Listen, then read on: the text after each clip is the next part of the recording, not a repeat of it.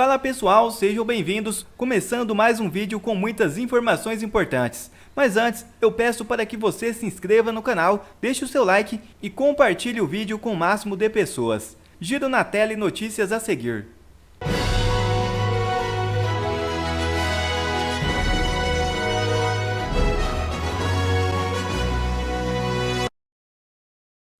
Lula quer prisão para fake news. Parlamentares fazem alerta.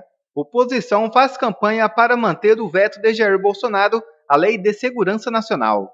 O Congresso Nacional retomará a votação do veto do ex-presidente Jair Bolsonaro à Lei 14.197/2021, que revogou a Lei da Segurança Nacional.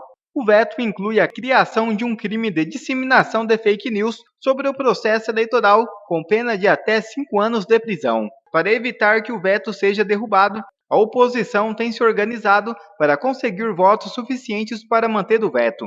André Marcília explica em Oeste o que pode acontecer se o veto for derrubado. Assista. E nesta terça-feira em Brasília, o Congresso vai analisar se mantém ou não 17 vetos presidenciais.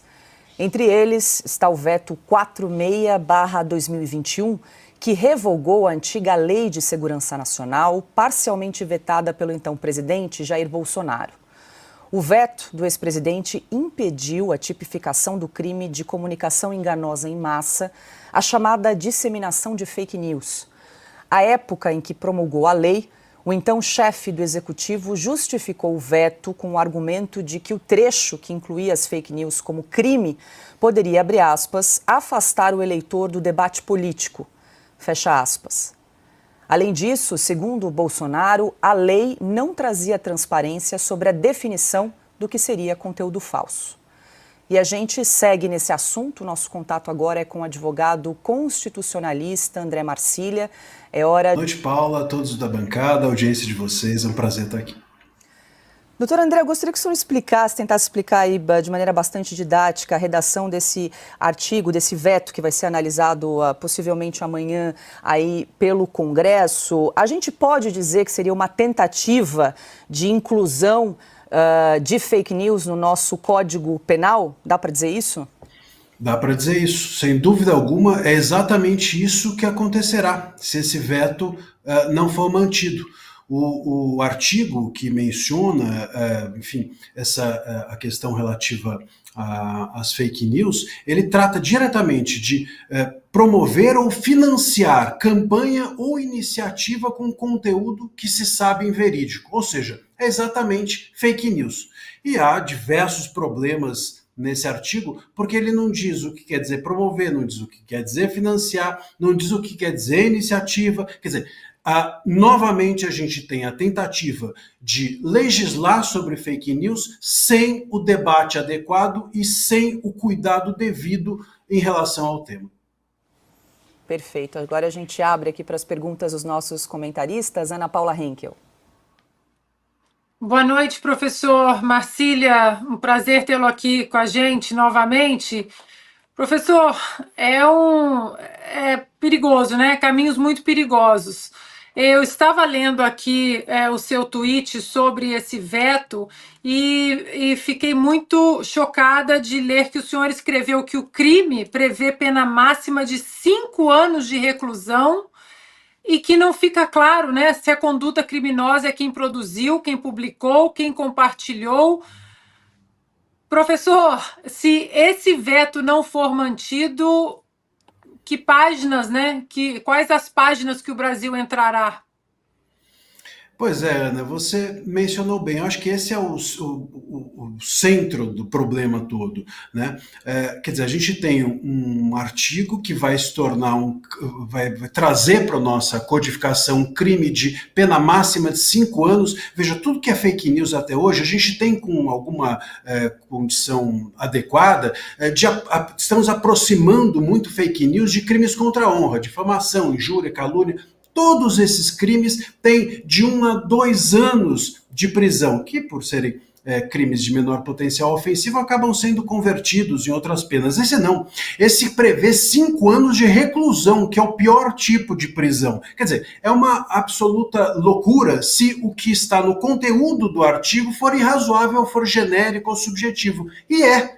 Quer dizer, quando eu estou apenando a conduta de alguém por promover ou financiar um conteúdo que se sabe inverídico, eu posso correr o risco de dizer que a pessoa que promoveu ou financiou vai ficar presa 5 anos e a pessoa que criou o conteúdo nem vai ser processada. A pessoa que compartilha, por exemplo, vai tomar 5 anos de cadeia e a pessoa que de alguma forma produziu aquele conteúdo não. Quer dizer, há distorções inimagináveis para um crime que prevê uma pena tão severa. Fora que a gente tem aqui uma questão que é central e não é de hoje no debate público a respeito do que seriam fake news. Fake news seriam conteúdos sabidamente inverídicos. Ou seja, entendo, a melhor interpretação disso é que aquilo que você sabe que é inverídico e ainda assim você divulga. Quer dizer, você divulga de má fé, você divulga para fraudar o debate. Só que os nossos tribunais têm entendido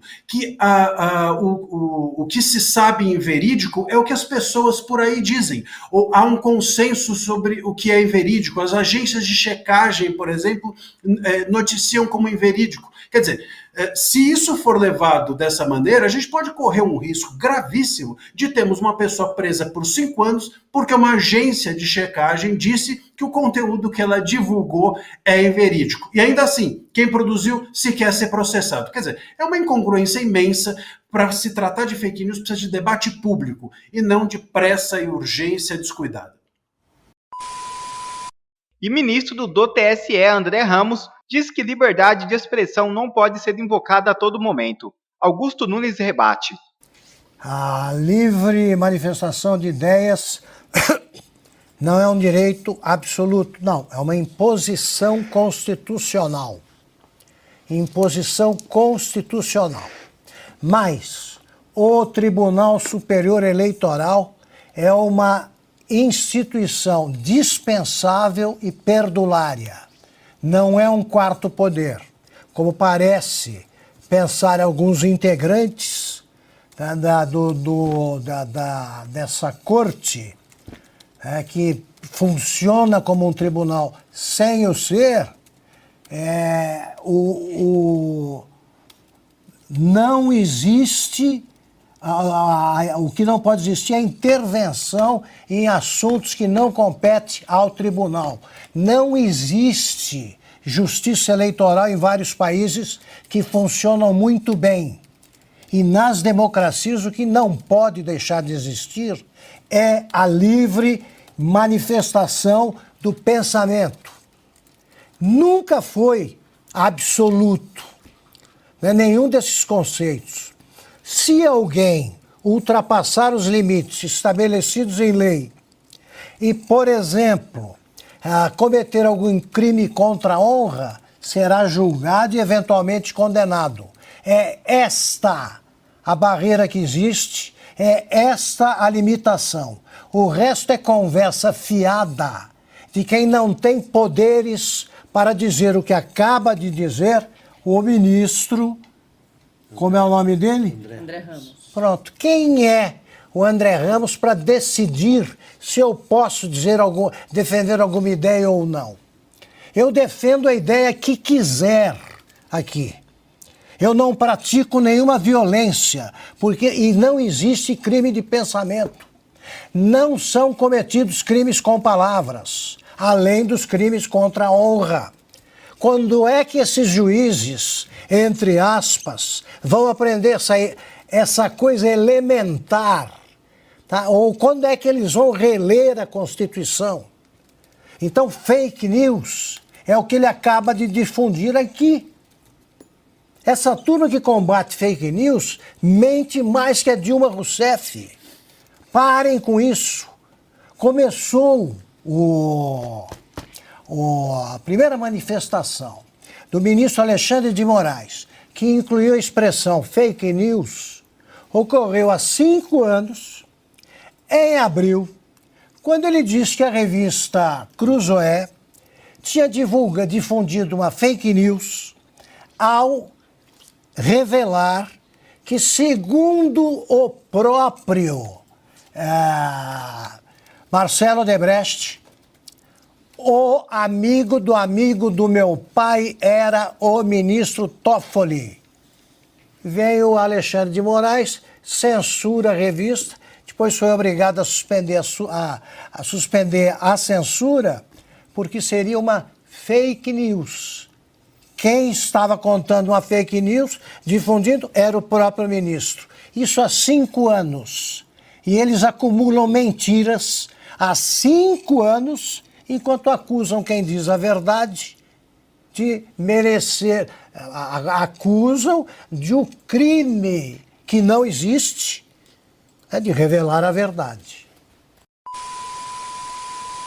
Bolsonaro resume decisão de Moraes como apenas uma palavra. O presidente do Tribunal Superior Eleitoral, Alexandre de Moraes, negou o recurso apresentado pela defesa do ex-presidente Jair Bolsonaro para que o Supremo Tribunal Federal analise a decisão da Corte Eleitoral e o tornou inelegível. Ao negar, Moraes argumentou que o recurso não atende os requisitos previstos em lei. Bolsonaro, sempre afiado, resumiu a decisão de Moraes como apenas uma palavra: perseguição.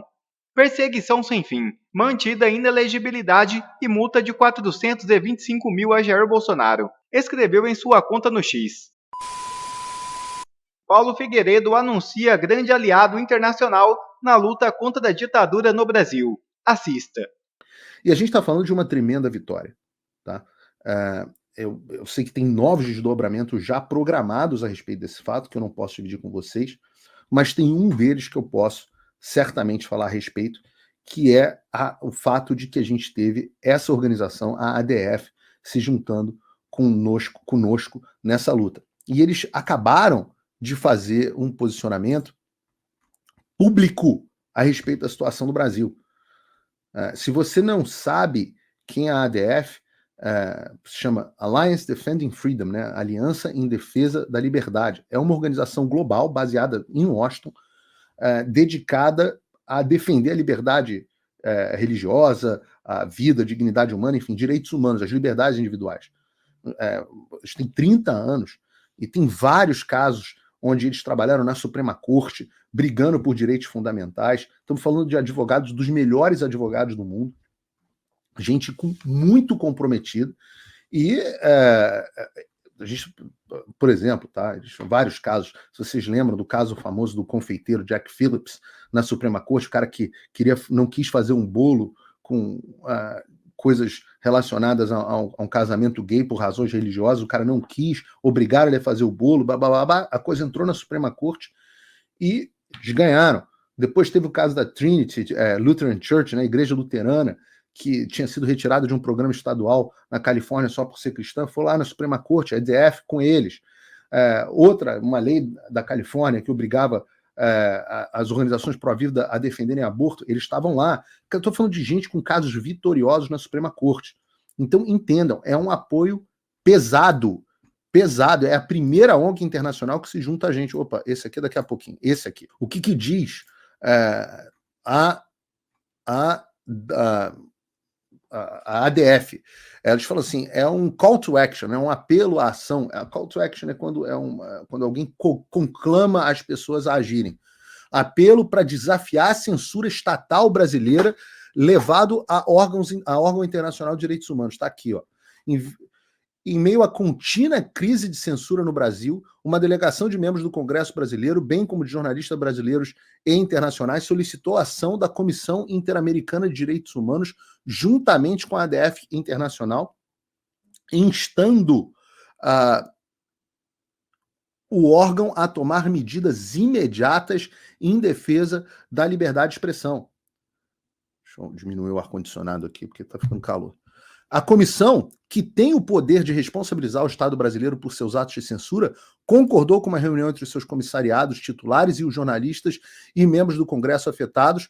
Entre os presentes estavam o jornalista Paulo Figueiredo e Michael Schellenberg, sujeitos a investigações criminais secretas por reportarem sobre a tendência autoritária dos tribunais brasileiros e os seus esforços de censura. Júlio Paul participou como consultor jurídico para a América Latina da ADF Internacional. O objetivo da reunião foi instar a comissão a exigir que o Brasil respeite o direito à liberdade de expressão e responda às alegações de que esses indivíduos foram alvo de investigação e restrição dos seus direitos, além dos motivos pelos quais o Estado procura defender os esforços de censura que vão contra as suas obrigações em matéria de direitos humanos. Os comissários da Comissão Interamericana se reuniram com as supostas vítimas e compartilharam que a comissão leva a sério essas violações de direitos humanos e solicitaram aos participantes que apresentassem provas adicionais das ações de censura do juiz do Supremo Tribunal Federal do Brasil, Alexandre de Moraes. Famosão, Alexandre. Aí diz aqui, o estado de censura do Brasil é grave e piora, posicionando o país como um dos piores em restrições à expressão nas Américas. A intervenção da Comissão Interamericana de Direitos Humanos é fundamental, porque sem liberdade de expressão, todos os direitos humanos ficam comprometidos. Estamos particularmente preocupados com o fato de que o Estado brasileiro ter como alvo a expressão cristã, incluindo visões pró-vida e outros discursos baseados na fé. E aí eles falam aqui frases do Michael Schellenberg, estou sendo investigado criminalmente pelas autoridades brasileiras por expor as suas tentativas de censura. Colocam frases do Marcel Van Hatten. E aí, meu amigo, eu vou colocar, vou pedir aqui a Suheli, que é a editora do nosso site, que coloque essa notícia, vou mandar aqui para ela, que coloque essa notícia no nosso site, no paulofigueiredoshow.com, na íntegra. Mandei aqui para ela, porque eu não quero passar o programa inteiro aqui lendo o posicionamento da ADF. Mas o importante para vocês é o posicionamento, é a corroboração de tudo isso que eu estou dizendo para vocês. Calma que isso não é a cereja do bolo.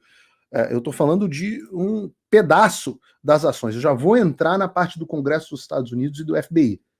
Já vou entrar. Mas é importante que nós saibamos que nós temos a primeira ONG internacional robusta, de peso, se manifestando publicamente e dando um apoio robusto às nossas ações. Então, essa é uma vitória muito grande, pode sair muita coisa daí. Eu sei o que vai acontecer? Até sei. Algumas coisas me parecem extremamente prováveis. Nós temos um cenário ótimo e um cenário bom. Eu não vou dividir ainda com vocês, porque, como vocês sabem, a gente vai, como está escrito aqui, nós estamos submetendo provas adicionais pela primeira vez. E eu estou otimista pelo cenário ótimo. Então, vamos esperar as cenas do próximo capítulo. Quer ver mais conteúdos como esse? Então inscreva-se agora mesmo no canal e ative o sininho das notificações. Assim você não perde mais nenhum conteúdo que é postado aqui no canal. E também já deixe o seu like para o YouTube ajudar a divulgar o nosso trabalho. Fico por aqui e que Deus abençoe a todos. Brasil acima de tudo e Deus acima de todos.